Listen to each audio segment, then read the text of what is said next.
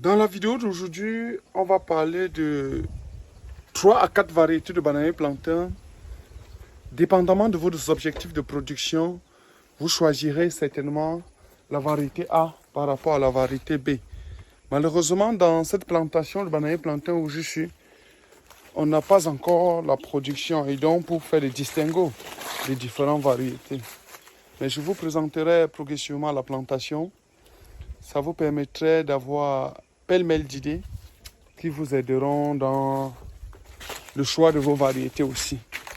Avant de continuer, je précise que ça c'est le cocotier. N'oubliez pas que je suis en train de travailler sur cette plante qui vous aidera dans le temps à extraire de l'huile, en même temps consommer.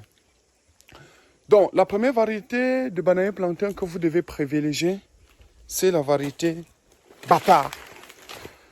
Pourquoi la variété Bâtard? Parce que Bâtard est une variété qui donne de gros régimes. Je vais peut-être en avançant vous présenter des régimes parce que ça c'est la parcelle A. On n'est pas encore en production. Donc, regardez comment la plantation elle est entretenue. Hein?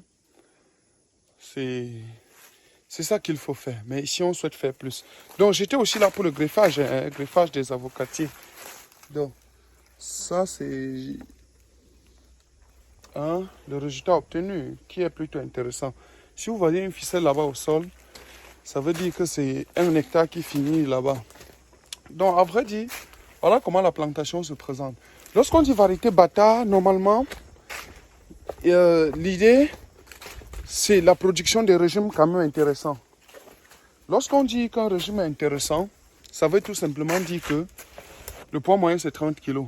Voilà la plantation. Donc, ici, on est en pleine route, hein, une route qu'on a tracée à l'intérieur du champ.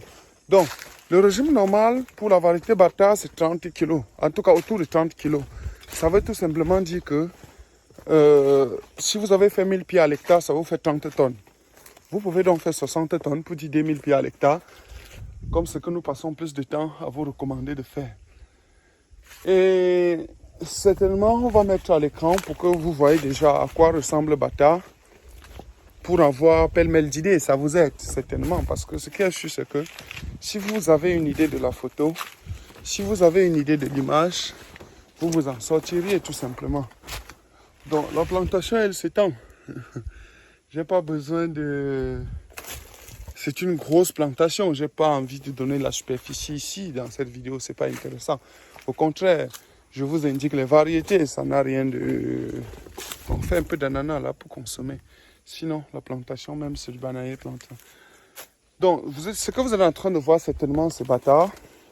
Ça, c'est mes avocatiers. Hein. Le plus grand danger de ce pays a été d'enseigner à nos parents des cultures de cacao, de café, d'EVA, de coton. Des cultures qui donnent pratiquement 300 kg par hectare par an, puisque c'est des cultures pérennes. Attention encore, c'est des cultures qui empêchent catégoriquement toutes les autres cultures de grandir sous ces cultures. Ça veut dire que vous ne pouvez pas en bas du cacao, du café, mettre du haricot, du soja, du tournesol, des pommes de terre, des choux, des carottes, des poireaux et tout ce qui va avec. Donc nous aujourd'hui on fait par exemple du bananier plantain et on en fait 180 tonnes à l'hectare par an. On fait du tournesol, c'est 10 tonnes à l'hectare par an. On fait des pommes de terre, c'est 38 tonnes x 2 à l'hectare par an, ainsi de suite. Donc, ce sont des cultures que vous devez absolument faire si vous voulez réellement faire du chiffre. On se prend le 5 janvier en Balmao pour une formation sur la culture de bananier plantain. Donc, je vous montrerai comment produire vos propres semences de Bâtard et ensuite, comment conduire une exploitation agricole et avoir assez de régimes pareils. Merci. Donc, notre avantage, c'est que c'est une variété semi-précoce. Semi-précoce, ça veut dire que on récolte à pratiquement 14 mois. Oui, contrairement à ce que l'école enseigne, hein, variété Bâtard, c'est pas 9 mois, c'est pas 10 mois, c'est pas 12 mois. On récolte généralement à 14 mois. Je vais vous montrer un régime devant.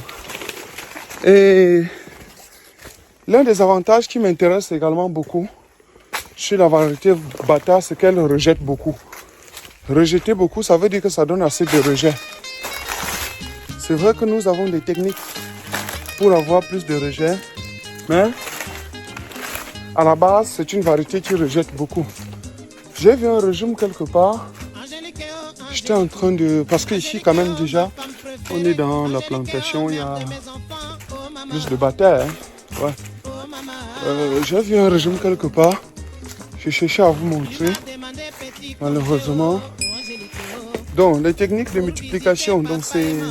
Enfin, si ça se voit, ça devrait être intéressant. Voilà, voilà le régime. Donc, on va comme ça aller voir la variété bâtard. Ouais. Donc, ce n'est pas des gros doigts, ce n'est pas des petits doigts. Attention, il ne faut pas faire cette erreur. J'espère que c'est assez visible. J'espère qu'on puisse voir. C'est vrai que comme on est en plein site, c'est un peu difficile. Ok, on est proche de la récolte aussi. Hein. Donc, bâtard, c'est ça. À peu près ça, en tout cas. Je suis à la plantation seule, donc c'est pour ça que je n'ai pas quelqu'un qui peut m'aider. Voilà, bâtard. Est-ce que ça se voit? Est-ce que c'est bon pour tout le monde? Donc, vous avez bâtard. Maintenant, quels sont ses inconvénients? L'inconvénient majeur de la variété bâtard, c'est que les Bayam Salam n'aiment pas l'acheter. Par exemple, le premier régime que je vous ai montré en bas, normalement, il doit coûter 4-5 000. Mais maintenant, les Bayam Salam aiment acheter le bananier plantain à 1500 pour aller vendre à 5 000.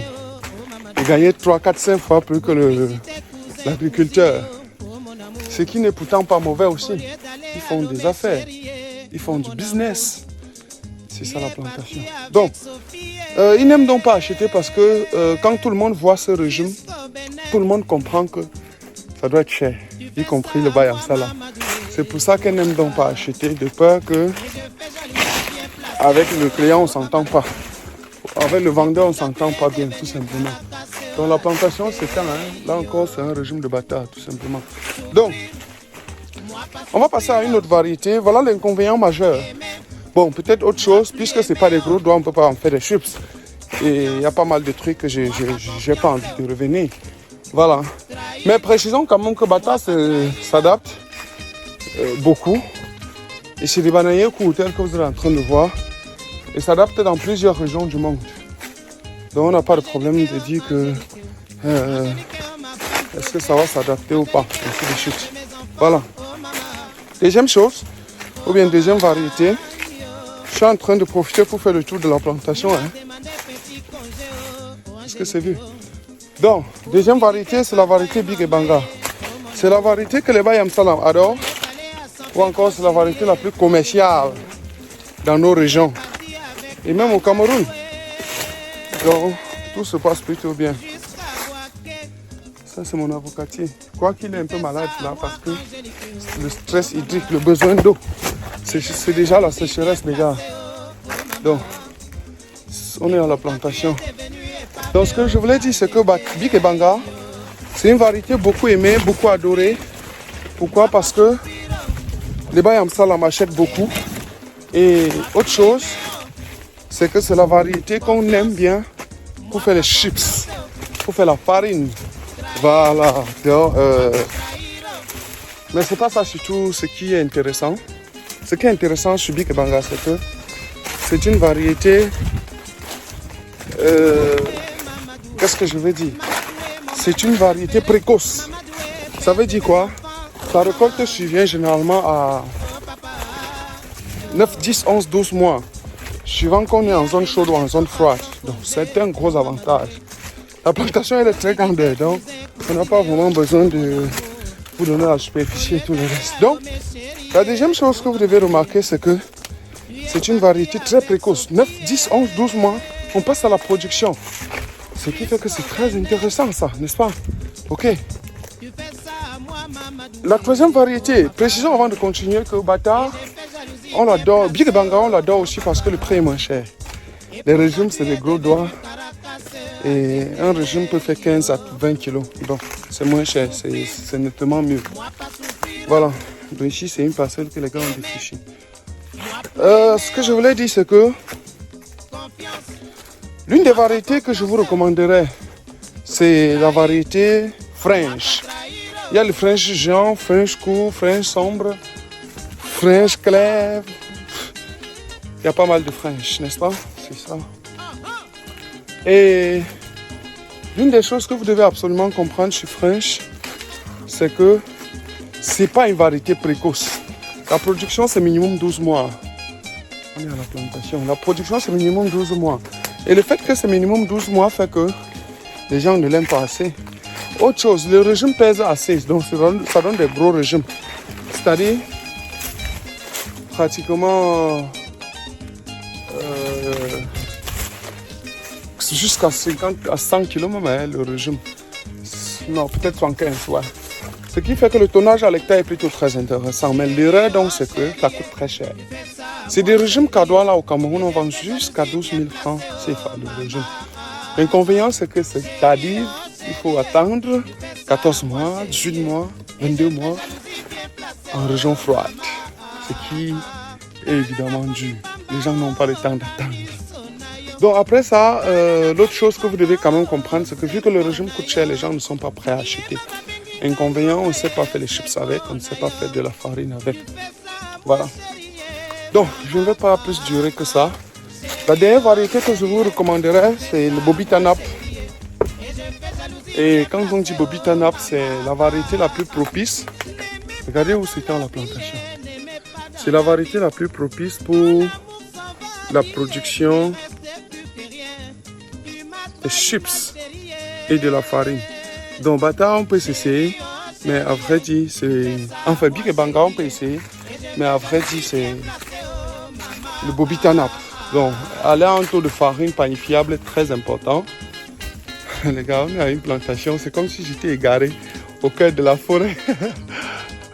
Je vais chercher à sortir, donc puisque là derrière, vous voyez déjà le bâtiment, ça va être visible. Donc, je vais chercher à sortir pour retourner plutôt à la maison. Donc, le Bobitanap a cet avantage d'être bon en termes de farine panifiable. Dernière variété bonus que je vous indiquerai de faire, c'est la variété Mburuku numéro 3. Et le Mburuku a cet indicateur de performance que ses qualités organoleptiques sont très bonnes. En termes de qualité, ça c'est le French. Hein? Pour ceux qui ne connaissent pas French, ça c'est French. French, ouais. Donc pour ceux qui ne connaissent pas Mburuku numéro 3, c'est une variété, donc la transformation, elle n'est pas très adaptée, mais à vrai dire, les qualités, ça dit c'est de très bon goût. On comprend. Voilà un combattant. Hein. Ici, on est à la parcelle qui a 2 ans. Je vais plus vous présenter pour que vous voyez bien la différence entre les jeunes parcelles et les anciennes parcelles. Donc, ça c'est un peu de banane pour consommer. Un peu de banane, c'est des bananes courtes. Ça va pour tout le monde? Ça va là? Ok, donc je vous présente davantage. Ça c'est la banane. C'est assez visible. Je peux toucher, c'est des bananes courtes. Dans cette plantation, si elle a 2 ans, contrairement à celle qui était derrière. Là c'est le bâtiment, il y a plein de trucs que je ne vous présente pas aussi. Donc après dit, on a essayé de faire le tour. J'espère que ça vous aide d'avoir reçu cette vidéo. J'espère que ça pourrait vous aider. Likez la vidéo en cours parce que certainement ça vous aidera à nous reprendre